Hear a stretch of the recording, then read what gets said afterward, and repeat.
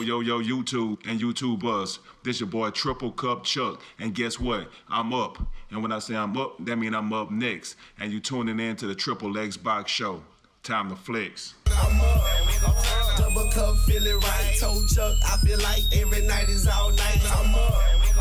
Double cup, feel it right. Told Chuck, I feel like every night is all night. I'm up. Double cup, feel it right. Told Chuck, I feel like every night is all night. I'm up.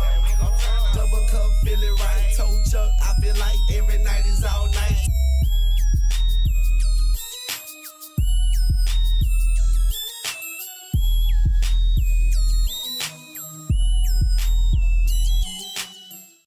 What's down with you YouTube and YouTubers? It's your boy Triple Cup Chuck and I'm up. And I just came to do another recap of the recap because when they introduced the Project Scorpio about the specs and all the stuff that it did, amazing. I am excited. I'm happy. You know what I'm saying? I want to do a lot of more talking about the Scorpio. But this is just like a recap with me playing it in the background. So you know what I'm saying? So y'all can get another opinion of what I think about some of the things that's going on in there. Well, the moment has finally arrived. Yes, I'm going to exclusively reveal the Project Scorpio specs in this video. But first of all, I want to emphasize how kind of unprecedented this all is. Now, usually I find out about new console specs from industry contacts, but this time, Microsoft actually invited me out to its Redmond campus to meet the architects of the system, to talk through the specs and to get the whole story there. Now, to slap them back. Scorpio is going to be a Q4 console release. This is really, really early. In all of my years in the business, I've never seen anything like it. So let's talk about the heart of the system, the Scorpio engine, as it's known. This is the SoC, system on chip, at the heart of the console. It contains all of the core hardware, CPU, GPU, memory controllers, audio block, and audio video media processors. And well, here it is in person. And well, this is actually an early production chip straight off the production line. A really nice memento from my trip. It's a 16nm FinFET chip produced by the giant TSMC. So about 360mm square with 7 billion transistors. Okay, so let's talk specifics here, and we'll start with one of the biggest points of controversy in the current gen console designs, the CPU. Now, back when I did my Scorpio spec analysis in the wake of its E3 teaser last year, I pegged the new console as retaining the same Jaguar cores as the Xbox One, but with an upclock in place. Because he was Mainly hating. because the Scorpio engine would already be big owing to the large GPU size, and also because, well, Microsoft promised 8 CPU cores, which sort of rules out anything else. Plenty of speculation surrounded a Ryzen implementation, which I always thought unlikely, but the truth is, well, actually a little bit more complicated. Now, strictly speaking, you could say that I got it right. Scorpio does indeed use an evolved version of the Jaguar core. Just like Xbox One, there are 2 quad-core clusters there with a total of 4 megabytes of L2 cache. And frequency has been upgraded from 1.75 gigahertz to 2.3 gigahertz. But he did not say it was a Jaguar. Microsoft, though, has targeted optimizations at the silicon level aimed at improving coherency between CPU and GPU, and it has targeted lower latency as a priority. Now, if the processor cores can't access data from memory owing to bottlenecks in the pipeline, it effectively stalls. So, increased frequency and lower latency are key to the custom CPU improvements here. I bet it's closer to a Ryzen than a Jaguar. You know, and he's just trying to throw his little shots when he can. Takes the instructions from the CPU and, well, processes them. And here's where things get really interesting. Microsoft's engineers have effectively made a hardware implementation of DirectX 12 integrated directly into the GPU command processor. Draw call instructions on the CPU that would typically require thousands of instructions are now reduced to just 11. Yes, 11. State changes that are also heavy on CPU are now cut down to just 9. Microsoft tells me that this custom hardware alteration should drop CPU rendering workload by half on titles built on DX12 renderers. Games like Star Wars Battlefront, Battlefield 1, Gears of War 4, and the latest Forza titles, for example. Audio processing can be CPU intensive too, and this can also be offloaded to the dedicated silicon on the Scorpio engine. Well, the APB, as it's called, the audio processing block, is actually the same core hardware as that found in Xbox One. Now, here's some good news. Spatial audio in the form of Dolby Atmos and Dolby Atmos for headphones is going to be supported for Scorpio, effectively adding a height component to 7.1 surround. As the silicon is unchanged, all Xbox owners, whether you're using the original One, the One S, or indeed Scorpio, will benefit from this upgrade. Next up, let's talk Oh, I just want to pause it for a second. So pretty much everything that works from the Xbox Fat will work on the Scorpio, and everything from the Scorpio will work on the Xbox One Fat. He was trying to be a little bit more technical, and when he said something about the that he thought it wasn't gonna be a Ryzen, but he kind of said it was a Jaguar, but it wasn't a Jaguar, but it's more of a hybrid. That means it's not a Jaguar. That means it's something separate. That means it's something different. It might have a little perks of a Jaguar, but at the same time, I'm thinking it might have some perks of a Ryzen as well. So pretty much we getting the best of both worlds. That way, the best of both worlds will be not as expensive, but still give you the power that you need. CPU. Okay, so last year Microsoft promised us 6 teraflop graphics hardware, a huge upgrade over Xbox One's 1.31 teraflops, and even an impressive boost over PS4 Pro's 4.2, effectively meaning complete Scorpio dominance over all key parts of the processing specification. Now I can confirm that 6TF has been delivered, no more, no less, but how they've done it is nothing short of remarkable. Now, regular viewers may recall that I came up with the notion of a very large GPU with 56 or 60 AMD compute units running at fairly slow clocks based on the kind of constraints we've seen on Xbox One, PS4, and of course the Pro.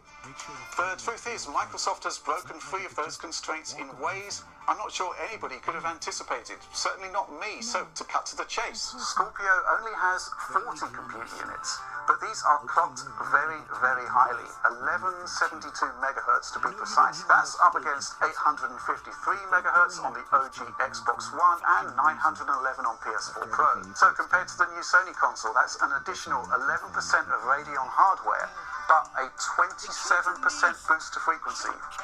That means no bottlenecking. Combined, this gives Scorpio a 43% compute advantage. Next up, memory. Lots of controversy here when Microsoft promised bandwidth in the region of 320 gigabytes per second. Would they use GDDR5? Would they go for faster G5X?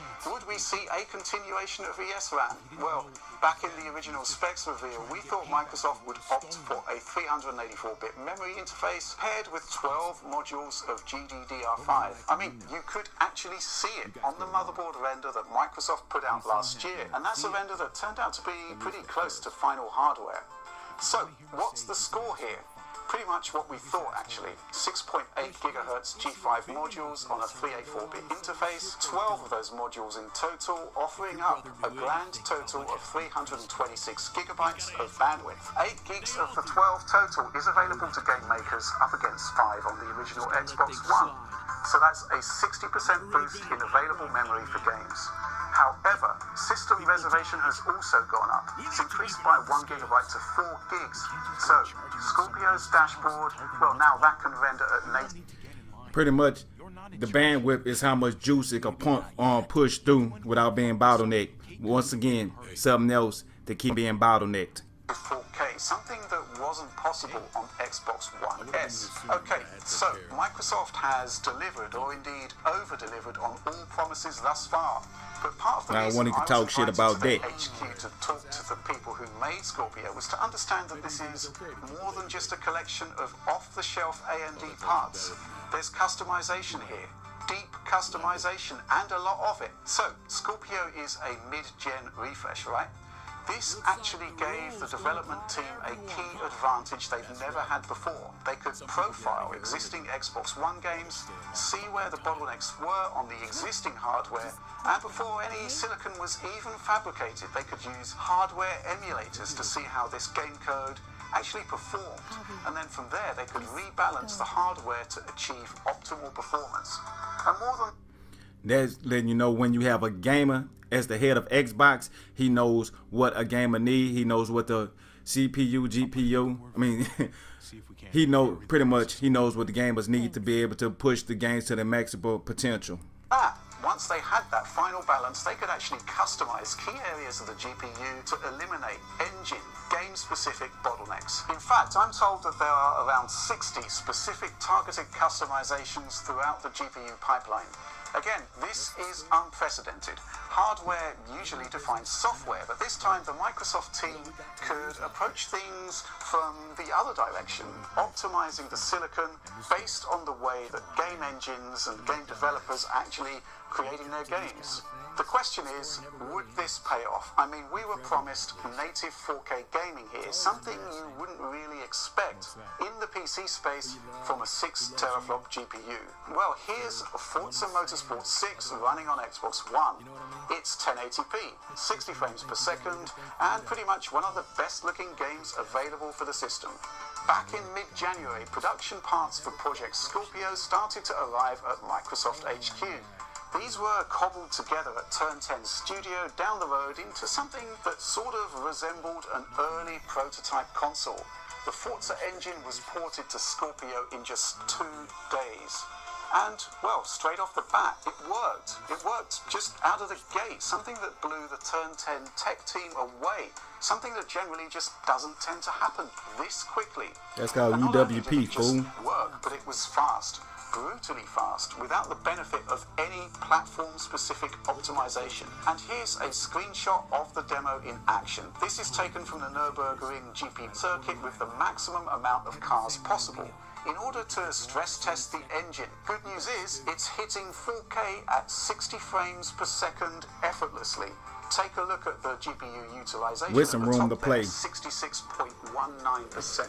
Now, I personally have seen this demo running on Scorpio hardware, and the utilization does vary. I saw it drop as low as 55% with fewer cars on screen, and it can go as high as, say, 70%. But the point is that this is a straight Xbox One port. The only Scorpio enhancement is the resolution and the inclusion of 4K art assets. This means that yes, we will see 1080p Xbox One games running at native 4K on Scorpio. But more than that, the fact that the hardware is kind of underutilized means that there's a ton of GPU power left over for making the game look much better. So I'm putting a 66.19%. That means they still have 30% to play with. They're just lingering around. So that means if a game is holding more than that, they could actually still push the 4K 60, because if Forza is hitting 60 frames per second and doing 4K and only using 66%, just imagine all the other games, how easy they'll be. And then that was just a port. Just imagine when they build something that's optimized for something like that. I mean, it's just amazing, astounding. I don't know what people can't do nothing but respect. That's all it is. Put some respect on it. Video together based on my Turn 10 visit, but here's something that could be improved straight off the bat. Zooming into the road here, you can see the same texture filtering we tend to see on Xbox One and PS4 games. And well, this is to be expected because it is a straight port. Improving this is not a problem with Scorpio's GPU power and memory bandwidth. Now, I've got some details coming up on how Turn 10 dialed up the settings and how well Scorpio coped. So yeah, subscribe to the channel and look out for that.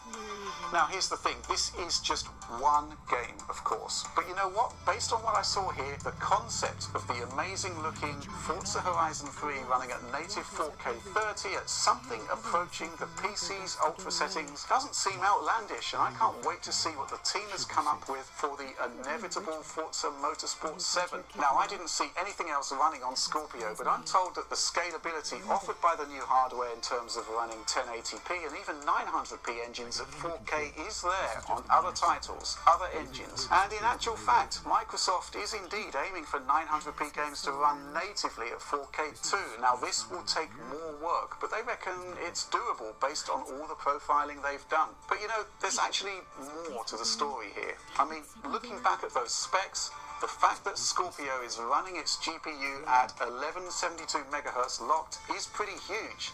The GPU design has features derived from AMD's Polaris technology, which, in PC terms is basically the Radeon RX 480. Now this has 36 compute units versus Scorpio's 40.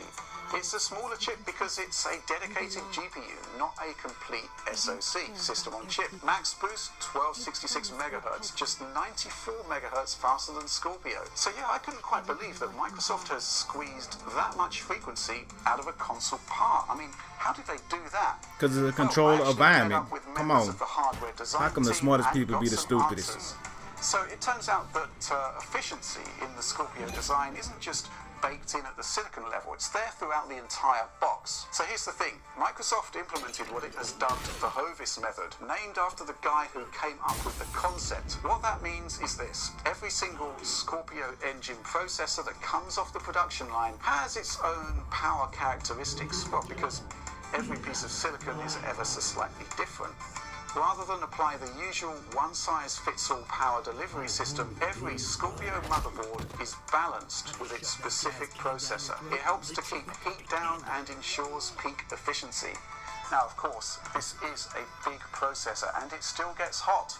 So Microsoft spares no expense here in using a vapor chamber cooling assembly, very similar in design to the high-end coolers used on the GTX 1080 and 1080 Ti graphics cards. There are no vents on top of the Scorpio console. Heat is pushed out through the back of the machine via a large centrifugal fan. So here's the bottom line. Scorpio is very fast, not just in terms of overall performance, but specifically in its clock speeds. Microsoft has tried to keep heat generation down as much as possible via efficiencies in power delivery. And there was a little hint about how the design would be. They would be able to customize it and make it futuristic looking and still don't have to worry about the heat, because they're going to have everything shooting out the back. So you will see a lot of curves and, smooth edges more than just a straight box like how the Xbox Fat was. So just imagine them being able to make something the same size as the S, but at the same time have a more slicker look to it. That's pretty much what he was saying without saying it. And sorts out the heat that remains via a state-of-the-art cooling solution, one that I've never personally seen deployed on a mass-produced piece of consumer electronics hardware. This, my friends, is hardcore, but there's actually even more to this story, much more. I'll be making more videos about Scorpio and its cutting-edge feature set as and I'm soon gonna recap as everything. What's clear from my visit is that the Xbox team obviously hasn't taken losing the performance crown to Sony lightly. This is the full force of one of the world's biggest companies focusing intently on producing the most powerful games console ever made. That's what happens when you wake a sleeping giant. Much more to come. So for example, Microsoft really don't want 1080p users to feel left behind, so all Scorpio games will super sample down to 1080p from full 4K. And it still look better. High performance, high resolution, whatever. These will be available to all users regardless of their display. Now this is something that kind of wound us up on PS4 Pro, won't be an issue on Scorpio. Game DVR gets a 4K 60 HEVC video upgrade too. And as for back compat, well, that's another huge story in its own right.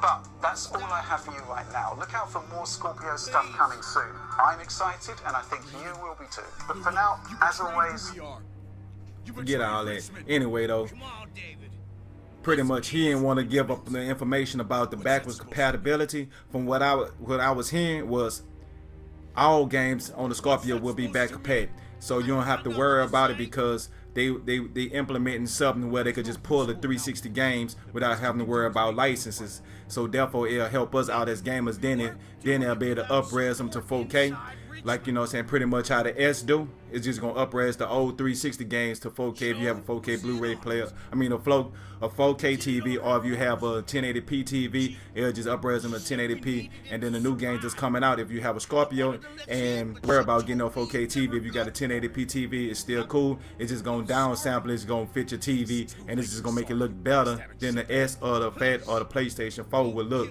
on the 1080p TV. It's just gonna super sample it and just give you more things on the screen and more shaders to make it look better. So it's still gonna work in your favor. So if you was wondering what benefits you'll have, that's just some of the small ones. And by having it, I'm just saying it could have a whole lot more that's gonna be involved into this here. That's just the tip of the iceberg, you know, just something to show out there. Well, this your boy Triple Cup Chuck, and I'm out, and I just wanted to do this for we, because I know everybody haven't seen it, and then, you know what I'm saying, I just want to do a recap of what's going on and me re-listening to it, because I probably gonna do a couple more of these here and sit back with a couple people, you know, with the Gamer Session podcast and some other podcasts. I know everybody gonna be talking about it because this is some big news. Like Moose said, he don't like this word, but they just dropped a major ton. Yeah, now that was the time to actually use it.